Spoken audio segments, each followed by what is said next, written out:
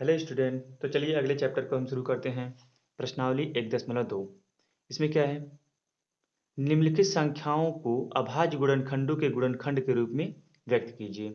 अभाज्य गुणनखंड हम लोग पिछली कक्षाओं में भी पढ़ चुके हैं। अभाज्य गुणनखंड, सबसे पहले हमें आना चाहिए कि विभाज्य का नियम क्या होता है। तो चलिए जल्दी जल्दी से हम विभाज्य का नियम जान लेते हैं। जैसे पहला, दो से विभाज्य का नियम क्या है? विभाज्य का नियम जान लेते हैं।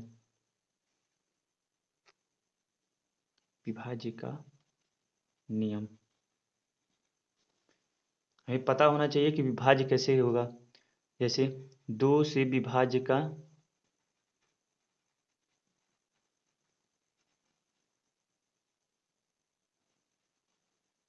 नियम क्या है? इसमें क्या होता है? यदि इकाई के स्थान पर यदि इकाई के स्थान पर क्या हो, 0 हो, 2 हो, 4 हो, 6 हो और 8 हो, तो वह पूरी पूरी संख्या 2 से विभाज्य हो जाएगी। अगर इकाई के स्थान पर क्या क्या हो, 0 हो, 2 हो, 4 हो, 6 हो और 8 हो, तो वह पूरी पूरी संख्या 2 से विभाज्य हो जाएगी। जैसे कोई संख्या दिया है 3, 5, 8, 7, 0, अंत में क्या है, 0 आ गया, तो यह पूरी पूरी संख्या 2 से विभाज्य हो जाएगी। ओके, अगला देख लेते हैं। दूसरा, 3 से विभाज्य का नियम। ओके, इसमें क्या होता है? कोई संख्या दिया है तो कुल संख्याओं को जोड़ लेते हैं, यानी किसी संख्या के कुल पदों का योग, कुल पदों का योग यदि 3 से कट जाए, यदि 3 से विभाज्य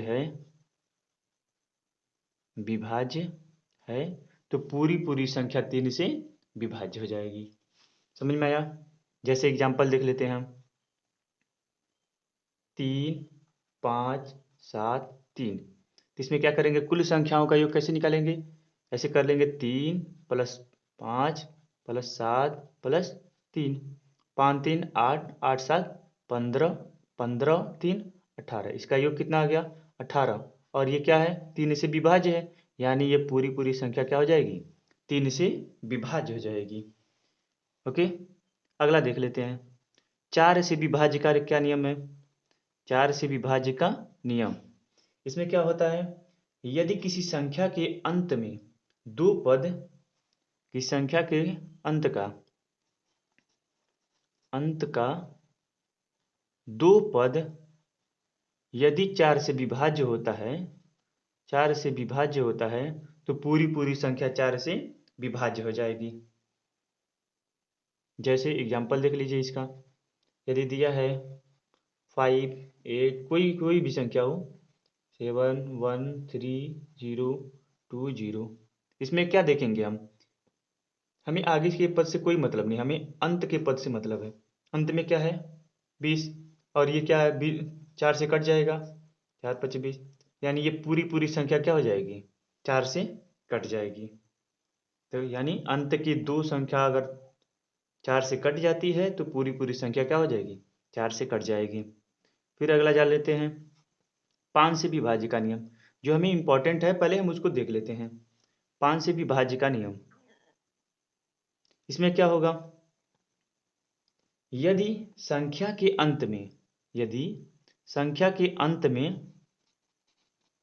अंत में क्या हो, 0 हो और 5 हो, तो वह 5 से पूरी पूरी विभाज्य हो जाएगी। जैसे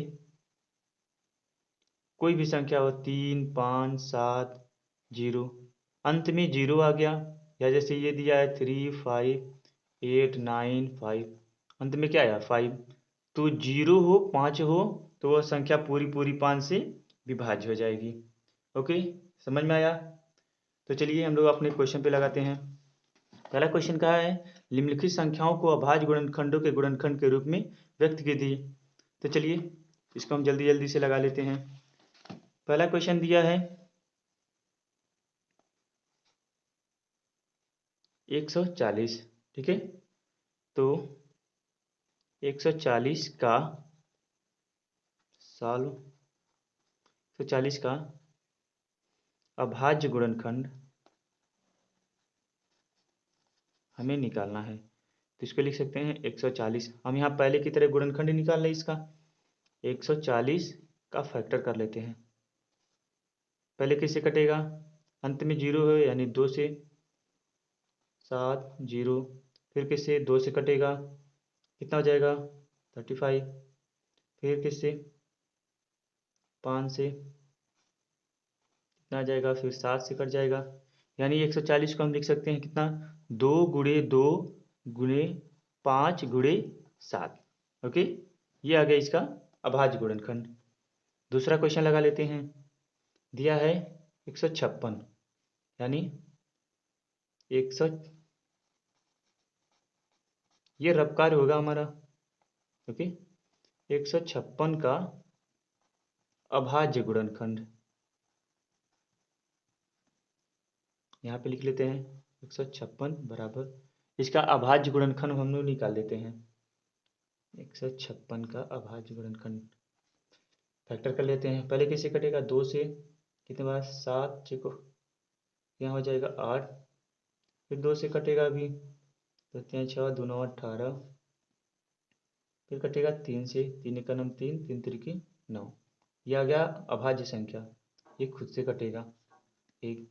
यानी इसका आ गया 2 गुणे 2 गुणे कितना, 3 गुणे 13। ओके, तीसरा क्वेश्चन लगा लेते हैं। ये हमारा हो गया आंसर। ओके, तीसरा क्वेश्चन है 3825, यानी इसको जल्दी से सॉल्व कर लेते हैं। क्या हो जाएगा, पहले निकाल लेते हैं इसका 3825 का फैक्टर निकाल लेते हैं। कितना आ जाएगा, पहले 3 से, 3 1, ये 2 बार में कटेगा, 3 दूना 6, 3 से 21, 3 5 15। फिर किससे कटेगा, ये 3 से कटेगा, 7 3 10 5 15, 3 से कट जाएगा, पूरी पूरी कट। 3 चौको 12, 3 दूना 6, 3 5 15। किससे कटेगा, 5 से। अंत में क्या है, 5 है, तो 5 से कट जाएगा ये पूरा पूरा संख्या। तो क्या करें, 8 5 40 और ये 5 का नम 5 5 25। फिर 5 से कटेगा अभी, ये कितना हो जाएगा 17, 17 5 85। फिर ये अभाज्य संख्या आ गया, ये स्वयं से कटेगा। यानी इसका आ गया 3825 का अभाज्य गुणनखंड क्या लिखेंगे, 3825 इक्वल टू क्या क्या है, 3 गुणे 3 गुणे 5 गुणे 5 गुणे 17। समझ में आया, ये हो जाएगा हमारा आंसर। फिर चौथा देख लेते हैं। ओके, चौथा क्वेश्चन दिया है 5005, तो 5005 का अभाज्य गुणनखंड, चलिए इसका निकाल लेते हैं हम फैक्टर। क्या हो जाएगा, सबसे पहले किससे कटेगा, 5 से कटेगा, 5 का नाम 5 0 0 1। फिर किससे कटेगा, 7 से देखते हैं, 7 का नाम 7, 7 चौको 28, कितना बच गया, ये हो जाएगा 2, 7 तरीके 21।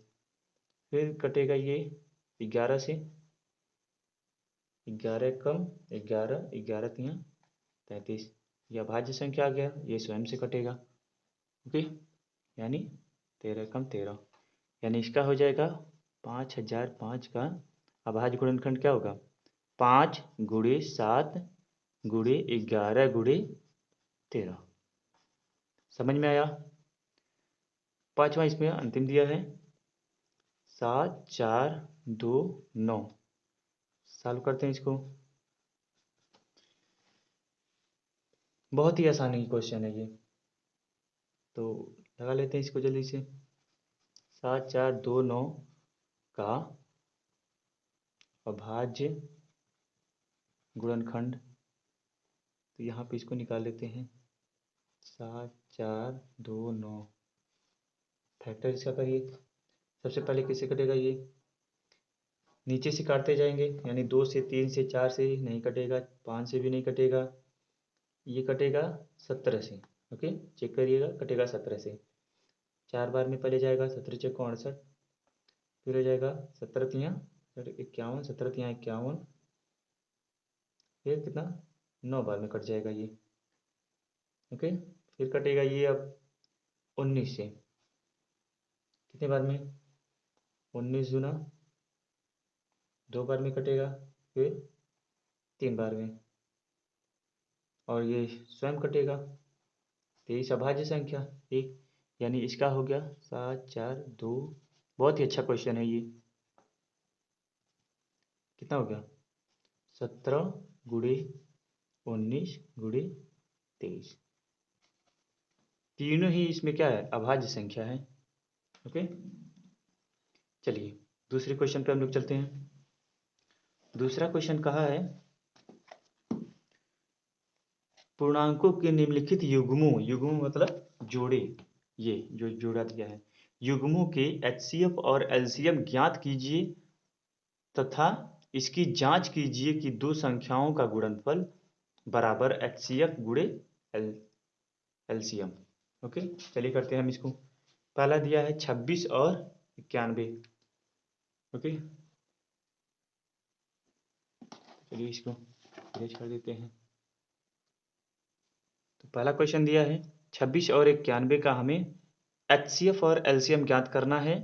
जो बताया है हमें, दो संख्याओं का गुणनफल बराबर एचसीएफ, यानी दो संख्या का गुणनफल, यानी मान लीजिए कोई संख्या ए है, पहला संख्या ए है और दूसरा संख्या बी है, तो कहा है ए गुणे बी बराबर हमारा होना चाहिए कितना, एचसीएफ गुणे एलसीएम, यही कहा है वो।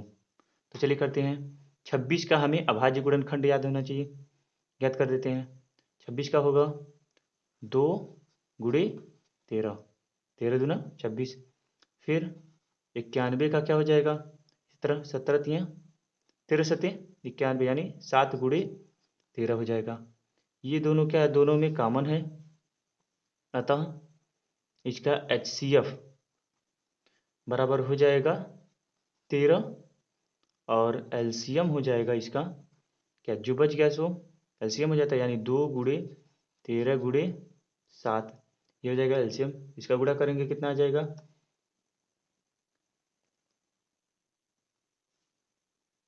आ जाएगा इसका 182। ओके, 182 आ जाएगा। अब सूत्र से कहा है एचसीएफ गुणे एलसीएम बराबर होना चाहिए दो संख्याओं का गुणनफल, दो संख्याओं का गुणनफल, यानी ए गुणे बी।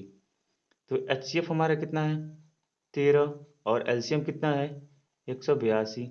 ये बराबर होना चाहिए किसके, दोनों संख्याओं के गुणनफल के, यानी 26 गुणे 91, 26 गुणे 91 दोनों के गुणनफल के बराबर होना चाहिए।